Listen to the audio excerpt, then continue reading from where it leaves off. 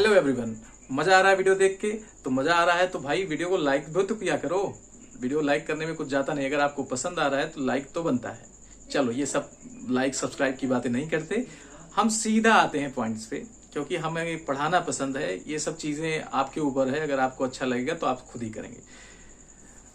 Last video तक हम लोगों ने वेक्टर का टाइप देखा। हाँ, मैंने बहुत शॉर्ट में बहुत कम चीजें ही बताई, क्योंकि इन चीजों को हम लोग क्वेश्चन के जरिए डिस्कवर करते चलेंगे। हम चाहते हैं कि कम से कम वीडियोस में ज्यादा से ज्यादा क्वालिटी कंटेंट कवर करें, जिससे हमारे क्वेश्चंस डायरेक्ट हों, चाहे वो नीट एग्जाम हो, चाहे वो आईटी एग्जाम हो, चाहे आप फिजिक्स के रिलेटेड कोई भी एग्जाम देने जा रहे हो और उसमें वेक्टर पूछ रहा है तो आपके क्वेश्चन होने चाहिए। ठीक है, इसलिए मैंने कोई भी वैरायटी, कोई भी टाइप इसमें नहीं रखा है कि आप आईटी जेईई ओरिएंटेड पढ़ रहे हैं, कुछ भी पढ़ रहे हैं, आप फिजिक्स पढ़ रहे हैं, फिजिक्स को जीना सीख रहे हैं, फिजिक्स में क्या दिक्कत आ रही है। ठीक है, तो लास्ट वीक में हम लोगों ने एक सीखा था रिजोल्यूशन।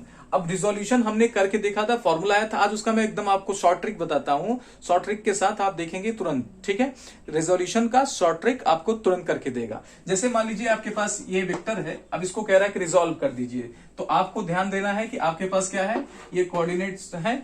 ठीक है, ये आपका एक क्वाड्रेंट है, ये दूसरा क्वाड्रेंट, ये तीसरा, ये चौथा। तो जिस तरीके का ओरिएंटेशन हो उसी तरीके का आप क्या कर लीजिए, एक्स एक्सिस बना लीजिए, वाई एक्सिस बना लीजिए।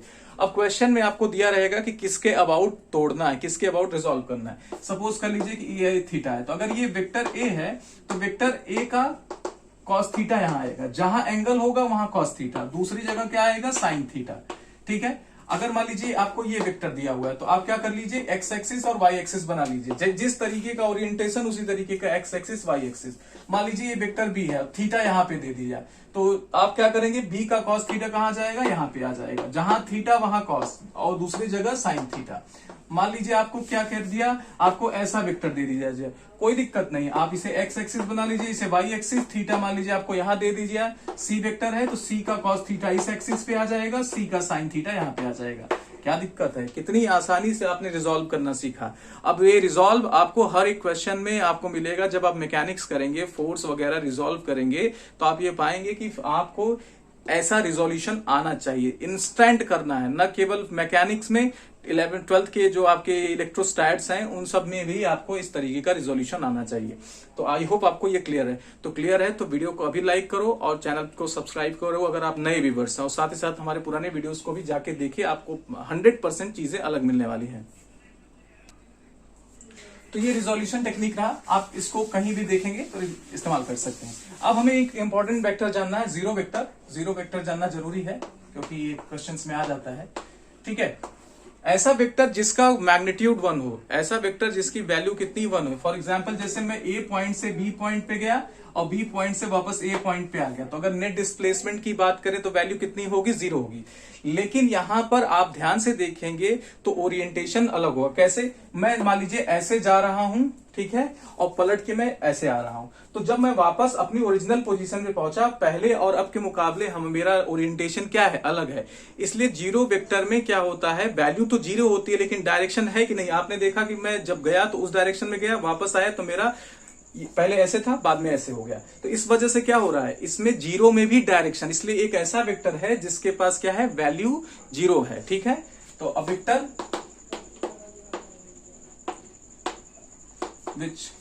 whose magnitude is 0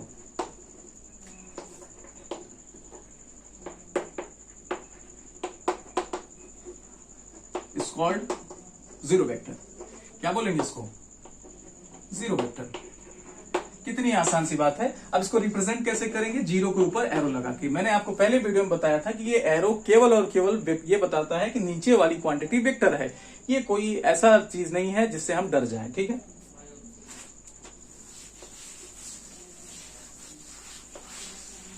गर्मी बहुत पड़ रही है इलाहाबाद में, आप देख सकते हैं कि मैं एकदम पसीने से लथपथ हूं, लेकिन ये केवल और केवल आपके लिए किया जा रहा है कि आप अच्छे से बहुत सारी चीजों को जो आप डर के पढ़ते हैं उससे आप निकल जाएं और बहुत ही क्वालिटी कंटेंट पढ़ें। ठीक है, ये जीरो वेक्टर हुआ। अब हमारी जो चीजें हैं वो इतना बेसिक के लिए सफिशिएंट है। अब हम लोग एडिशन, सब्सट्रैक्शन, मल्टीप्लीकेशन सीखेंगे। ठीक है, तो इस वीडियो में जो हो सकेगा हम करने की कोशिश करेंगे, मैक्सिमम डिस्कवर, क्योंकि ह्यूमिडिटी बहुत हाई है और जिस कमरे में मैं हूं, एक कमरा चारों तरफ से लॉक है, ना तो एसी है और फैन में चला नहीं सकता क्योंकि आवाज आएगी। इसलिए जो मैक्सिमम हम एक वीडियो में कवर कर पाएंगे करेंगे। ठीक है, तो हम क्या बात करेंगे, पहले हम एडिशन की बात करेंगे। यही तो सीखना है, यही तो हमें सीखना है, इसी में तो दिक्कत है भाई। हमने वेक्टर्स को पहचान लिया, हमने वेक्टर को जान लिया, अब हमको वेक्टर का जोड़ सीखना है, वेक्टर का घटाना सीखना है, वेक्टर का मल्टीप्लीकेशन सीखना। भाई क्या दिक्कत है, इसी में लोग कहते हैं वेक्टर नहीं आता। अरे क्यों नहीं आता, सिखाओ ना, बताओ ना, क्यों नहीं आएगा? वेक्टर का एडिशन करना कैसे नहीं आएगा, क्यों नहीं आएगा? नया चीज है, ठीक है। अब बच्चा 11th पहुंच गया, दिमाग काफी है उसके पास, आप एक बार बता के तो देखो, क्यों नहीं आएगा? ठीक है, तो अब हम लोग क्या करेंगे, दो वेक्टर को कैसे ऐड किया जाएगा उसकी बात करेंगे। तो अभी तक हम लोगों ने जाना कि वेक्टर को एरो से रिप्रेजेंट करते हैं। एरो में जहां लेंथ क्या बताता है, उसकी मैग्नीट्यूड को, और ये आपका जो हेड पोजीशन होता है इसको डायरेक्शन के लिए रिप्रेजेंट किया जाता है। तो मान लीजिए हमारे पास दो वेक्टर है ए और बी, अब इसको ऐड करना है। क्वेश्चन में कह दिया कि हमें ए प्लस बी करना है, क्वेश्चन में हमें क्या कह दिया कि ए प्लस बी करना है। तो आप क्या करेंगे, तो इसमें कई रूल्स हैं। सबसे पहले आपका ट्राइंगल रूल है, फिर आपका आता है पैरेललोग्राम रूल, फिर आपके पास पेंटागन, हेक्सागन, इस तरीके से आता जाता है। फिलहाल हमारा 2 से काम हो जाता है, इन जनरलाइजेशन हम बाकी सब भी सीख लेंगे। ठीक है, तो पहले हम ट्राइंगल रूल सीखेंगे। तो ये आपको दो वेक्टर दे दिया गया जिसको ऐड करना है, तो इसके कई रूल्स हैं, जिसमें सबसे पहले हम लोग देखेंगे वेक्टर का triangle addition rule. Vector triangle addition rule या addition rule of triangle method, ऐसे आप कुछ भी कहो, वेक्टर ट्राइंगल एडिशन रूल। बहुत आसान है, बहुत आसान है, बस आपको चीजों को जैसे बताया जा रहा है एज इट इज लेने की कोशिश करिए। अगर आपकी क्वेरी आ रही है तो आप कमेंट बॉक्स में बताइए, हम आपको पर्सनली आंसर करेंगे। आप मेरे कांटेक्ट में सीधा फोन करिए, मैं आपको पर्सनली आंसर करूंगा। कोई और इंसान आपसे बात नहीं करेगा, डायरेक्ट मैं बात करूंगा। जो डाउट होगा इंस्टेंट सॉल्व होगा, पर्सनल वीडियो के थ्रू सॉल्व होगा, पर्सनल आपको मैं क्वेश्चन का सोल्यूशन भेज कर दूंगा। आप बिल्कुल भी हिचक नहीं, मैं एक कॉल की दूरी पे हूं, आप बस बात करिए। ठीक है, तो ये वेक्टर ए है, ये वेक्टर बी है, इसको ऐड करना है। तो हम लोग ट्राइंगल एडिशन रूल से करेंगे। तो कैसे करेंगे जरा देखते हैं।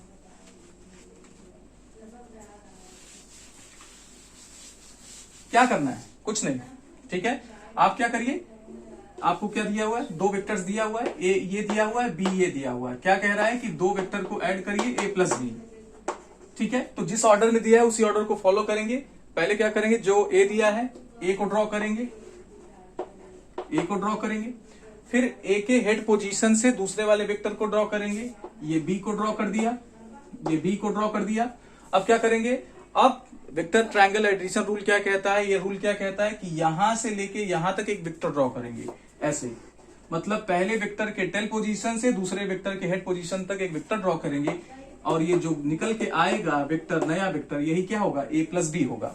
यही क्या होगा, ए प्लस बी। फिर से मैं आपको बता रहा हूं कि दो वेक्टर है, आपको दिया गया इस तरीके से। पहले वेक्टर को ड्रॉ करिए जिस ऑर्डर में दिया हुआ है, तो ए पहले है तो ए को ड्रॉ किए, ए के हेड पोजीशन से आप दूसरे वाले को ड्रॉ कर दीजिए, ये बी ड्रॉ कर दीजिए। तो इन दोनों का एडिशन क्या होगा, इसके टेल पोजीशन से इसके हेड पोजीशन तक आपके जो वेक्टर मिलेगी वही इसका क्या हो जाएगा, एडिशन हो जाएगा।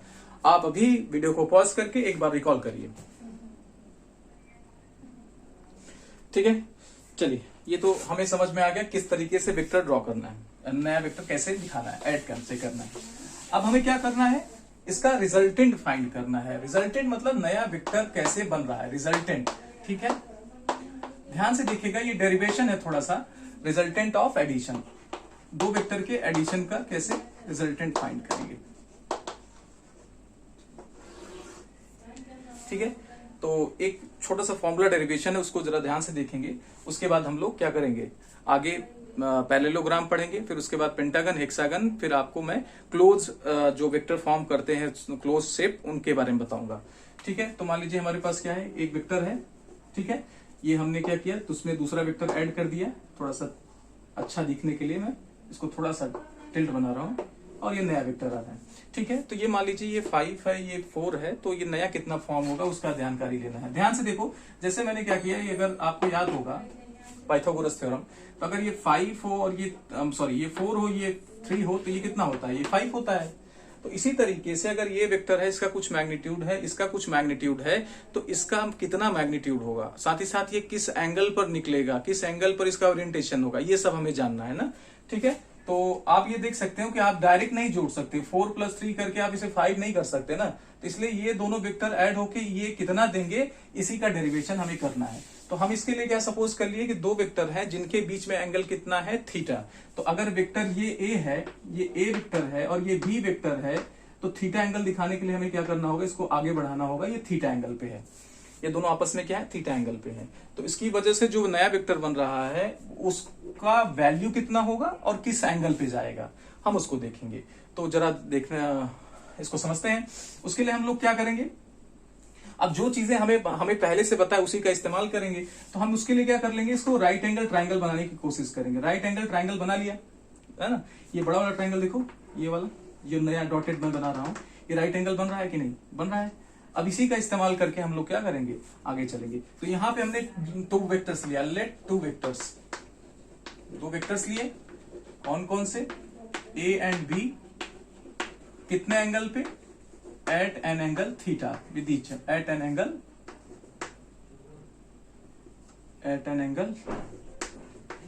थीटा, ठीक है। जहां मैग्नीट्यूड ऑफ ए कितना है, हम इसे ए सपोज कर ले रहे हैं, ए की वैल्यू कितना सपोज कर ले रहे हैं, ए ही सपोज कर ले रहे हैं। जो हमारा वेक्टर है, वेक्टर ए है, इसकी लेंथ कितनी है, इसकी वैल्यू कितनी है, ए ही है। वेक्टर बी की लेंथ कितनी है, बी है, ठीक है, इस तरीके से। अब इसको हम क्या करते हैं, ट्रायंगल का नाम दे देते हैं। सपोज करो ये ट्रायंगल पी क्यू आर है और ये हमारा एस है। तो अब देखो, अगर हम लोग क्या कर लें, हम इसकी वैल्यू निकाल लें प्लस इसकी वैल्यू निकाल लें, तो ये राइट एंगल ट्रायंगल है। राइट एंगल ट्रायंगल अगर हमको ये वाला बेस पता लग जाए और ये हाइट पता लग जाए तो हम क्या निकाल सकते हैं, ये वाली वैल्यू निकाल सकते हैं in the terms of angle, ठीक है। तो निकालने की कोशिश करते हैं। तो प्रॉब्लम क्या है, प्रॉब्लम ये है कि P से Q तक तो वैल्यू हमें पता है, ये नहीं पता है, साथ ही साथ ये हाइट नहीं पता है। तो सबसे पहले हमारा टारगेट क्या है, ये QS निकालना है और दूसरा RS निकालना है। तो चलिए ट्रायंगल ले लेते हैं। In triangle QSR, right angle triangle है ना, क्योंकि ये 90 डिग्री है। तो हम लोग क्या कर सकते हैं, QS को निकालेंगे और फिर RS को। तो क्या करें, पहले QS निकालते हैं। तो QS आपका क्या है, बेस है। तो आप जान लीजिए कि अगर राइट एंगल ट्रायंगल है और आपको बेस पता है, या कह सकते हैं कि हाइपोटेन्यूस पता है, बेस निकालने के लिए आप क्या करेंगे, कॉस थीटा लगाएंगे।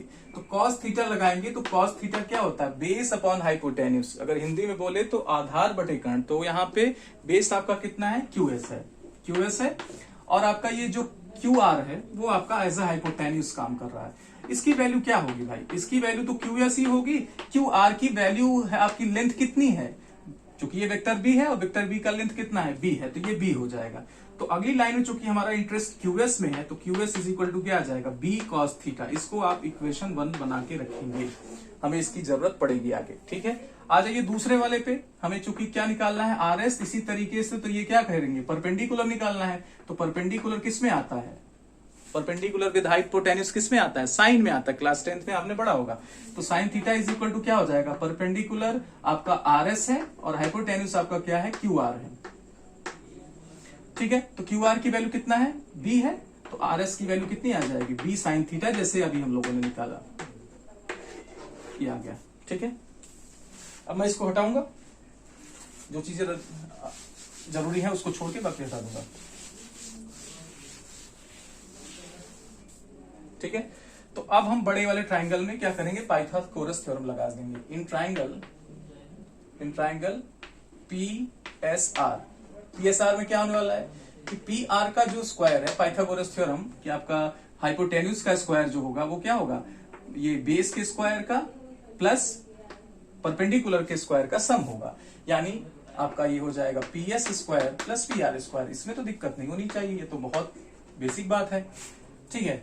PR को हम लोग इसको R से रिप्रेजेंट करते हैं, मानते हैं कि A और B से जो वेक्टर बनता है उसका नाम R रख देते हैं। आप कुछ भी रखो, कोई भी ऐसा दिक्कत नहीं, हार्ड एंड फास्ट रूल नहीं है, बट जो कन्वेंशनली बुक राइटर्स लिखते हैं हम उसी को बता रहे हैं कि उसको R लिख सकते हैं आप, ठीक है। तो हम PR को क्या कर रहे हैं, R का स्क्वायर लिख दे रहे हैं, ठीक है, किसी को दे रहा हूं, ठीक है। तो PS स्क्वायर आपका देखिए दो हिस्सों में बटा हुआ है। PS आप ध्यान से देखो दो हिस्सों में बटा हुआ है, एक PQ है, दूसरा QS है। तो आप इसे लिख लीजिए, PQ प्लस QS कहां से? डायग्राम से। ठीक है, आर एस को एज इट इज रहने दीजिए, क्योंकि आर एस आपका देख लीजिए एज इट इज है। आइए अब देखते हैं क्या होता है। पी क्यू, अब इसे ए प्लस बी को होल स्क्वायर से ब्रेक कर दीजिए। देखिए आपका ए की वैल्यू पी क्यू हो जाएगा, तो P Q square plus Q S का square plus 2 times P Q, क्योंकि क्या होता है A square plus B square plus 2ab, तो P Q plus Q S plus हाँ ठीक हो तो गया आपका आर एस स्क्वायर बचा हुआ है। अब जो वैल्यूज हमने निकाला हुआ है उसको रख लेंगे। आपको कहीं भी दिक्कत आएगी तो आप बिल्कुल बेझिझक पूछ लीजिएगा, कोई दिक्कत नहीं आने वाली। वैसे क्लियरली देखिएगा, ठीक है। मैं वीडियो का स्पीड स्लो भी रख रहा हूँ, फास्ट भी रख रहा हूँ, आप अपने हिसाब से, हमारे पास ऑप्शन है कि वीडियो को स्लो कर सकते हैं, फास्ट कर सकते हैं। आप बहुत तेज स्टूडेंट है तो फास्ट कर लीजिए, आप स्लो है तो स्लो कर लीजिए ना, क्या दिक्कत है।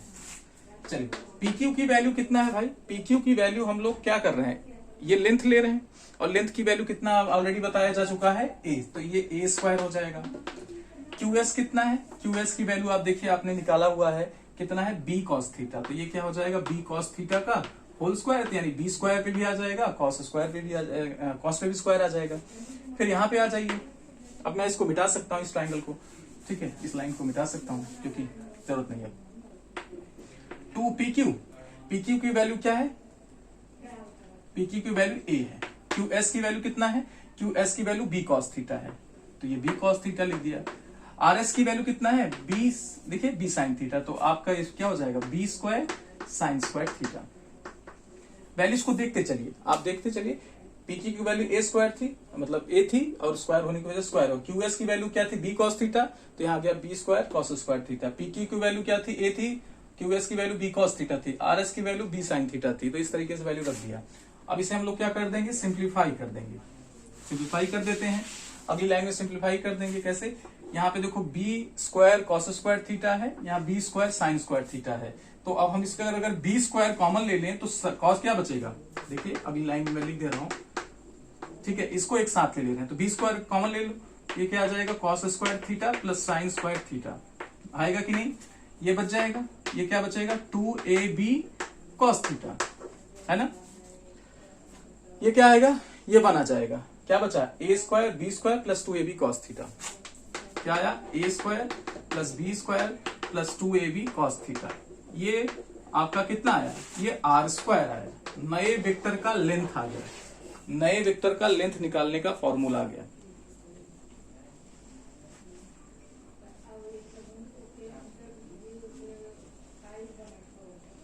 नए वेक्टर का क्या हो गया? लेंथ निकालने का फॉर्मूला आ गया।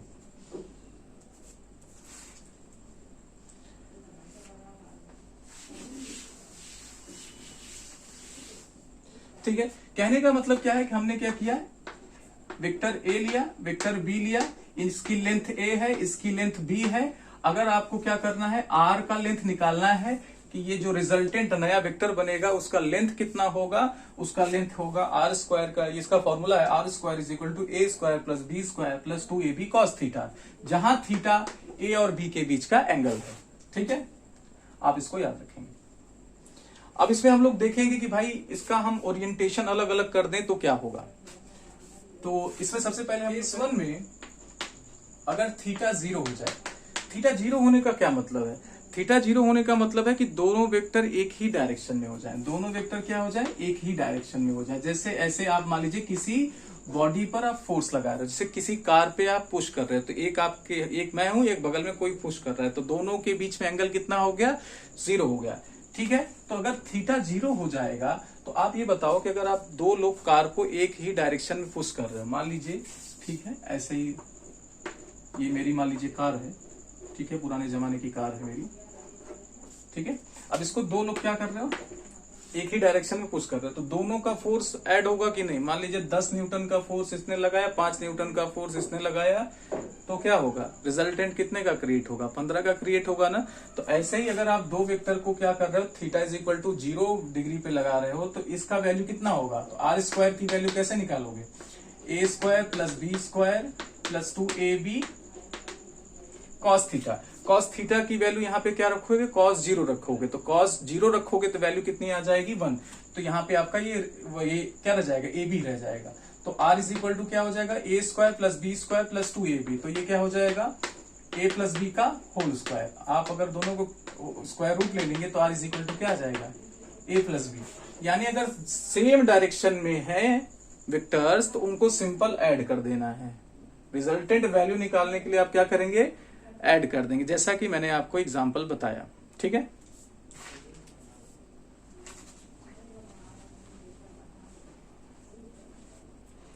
अब देखिए, अगर आपसे कहा जाए कि मैक्सिमम वैल्यू कब आप किसी दो वेक्टर से निकाल सकते हैं, जैसे मैं आप एक आदमी हूं, एक बगल में मेरे आदमी है, तो दोनों की क्षमता फिक्स है, दोनों की कैपेसिटी फिक्स है। इसका मान लीजिए मेरा 10 न्यूटन का लगाने का है, इसका 5 न्यूटन लगाने का है। ठीक है, तो आप कह सकते हैं सर अपने आप को ज्यादा दिए। नहीं भाई, आप एग्जाम्पल समझिए। 10 न्यूटन इसका फोर्स लगाने का क्षमता है, 5 न्यूटन इसका, तो इससे मैक्सिमम मतलब मैक्सिमम रिजल्ट हम अपने कैपेसिटी के साथ कैसे निकाल सकते हैं, जब हम दोनों एक ही डायरेक्शन में फोर्स लगाएं। यानी हम अगर वेक्टर्स को सेम डायरेक्शन में करेंगे तो उससे जो वेक्टर की वैल्यू है उस वैल्यू के साथ मैक्सिमम वैल्यू आएगी। ठीक है, ये पहला एग्जांपल।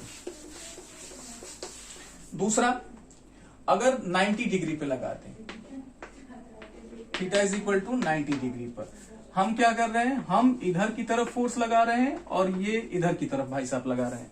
ठीक है, हम इधर की तरफ लगा रहे हैं और ये इधर की तरफ। तो ऐसे में क्या होगा, आप इसी फॉर्मूले में रखिए, R square is equal to A square plus B square 2ab cos 90 plus 2ab cos 90।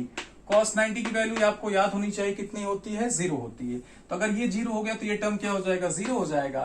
तो R square is equal to कितना आ जाएगा, A square plus B square, ये आपकी वैल्यू आ जाएगी, या R is equal to A plus B under root A square plus B square. अरे ये कुछ नहीं है, ये आपका पाइथागोरस थ्योरम ही तो है। तो अगर आप 90 डिग्री पर क्या करते हो, दो वैल्यूज को ऐड करते हो, तो ये कितना आता है, ये ऐसे ही तो आता है ना कि this square plus this square is equal to this, है ना, अंडर रूट लेने पे ये आता है। ठीक है,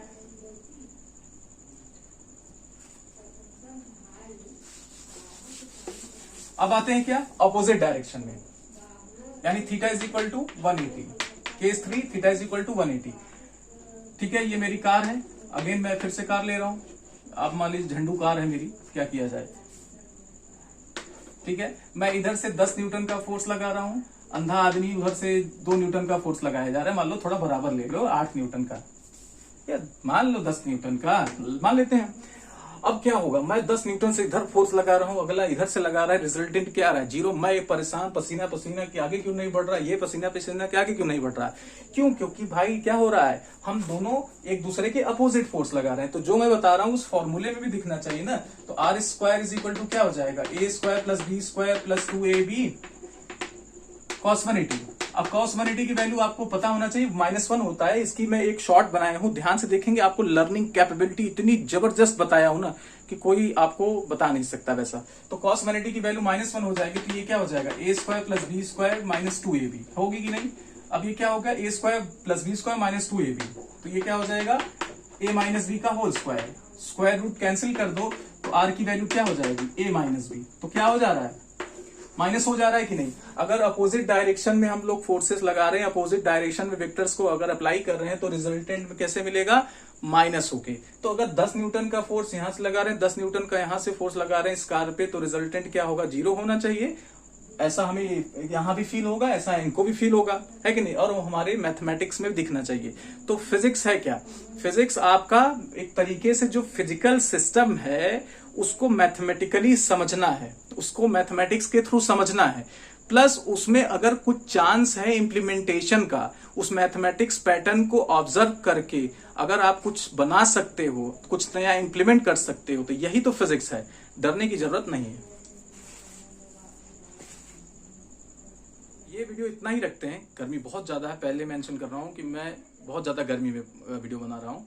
तो प्लीज आप मेरा चैनल का सपोर्ट करिए, कि सपोर्ट आप अपने लिए कर रहे हो, मेरे लिए तो साथ ही साथ जो कर रहे हो ये मेरी मेहनत के लिए कर रहे हो। तो अगर आपको पसंद आ रहा है तो आप केवल और केवल वीडियो को लाइक करिए, न करिए, चैनल को सब्सक्राइब करिए और लोगों को बताइए, और बाकी उन पे छोड़ दीजिए, किसी पे रिक्वेस्ट न करिए। और अगर आपको लगता है कि मैं करोड़ रुपए कमाता हूँ, तो अगर जिस दिन कमाने लगूंगा उस दिन अगर आपका हिस्सा भी रहेगा तो मैं आपको जरूर दूंगा। खैर ये बात की बात है। आई होप आपको सारी चीजें समझ में आई। अब नहीं समझ में आई है तो कमेंट सेक्शन में बताइए, मेरा नंबर ले लीजिए, मुझे पर्सनल कॉल करिए कि ये आप यहाँ पे क्या बता रहे हैं, मुझे नहीं समझ में आ रहा, चल बता, तो मैं आपको कॉल पे ही बताऊंगा, वीडियो कॉल पे बताऊंगा, सब कुछ करूंगा।